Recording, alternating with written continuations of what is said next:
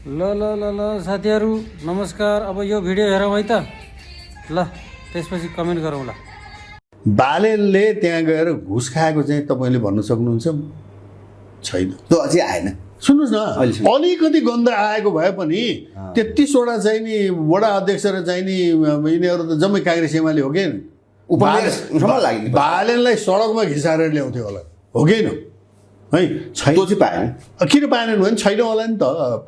भएको भए छोड्थे, सानो गन्ध भएको भए पनि छोड्थे तिनले बालेनलाई। त्यसैले सुन्नुहोस् न, त बालेनलाई ठिकै काम, म त त्यही भन्छु। बालेनले त्यहाँ गएर के हो, सरकार जस्तो छ, नियम जस्तो चाहिँ कायदा के काम छ? घुस यत्रो ठाउँमा पुगेर अरबौँको बजेट खेलाउने ठाउँमा पुगेर घुस खाइदिएको छैन भनेदेखि त्यति भए पुग्यो मलाई त। यहाँ त सानो एउटा पदमा पुग्ने चाहिँ नि वडाको चाहिँ नि एउटा सचिव हुनेले त घुस खाएर यहाँ चाहिँ छुट्टी छ हामीलाई यहाँ नेपालमा। उसले नगरेपछि यो त राम्रै काम मान्नु।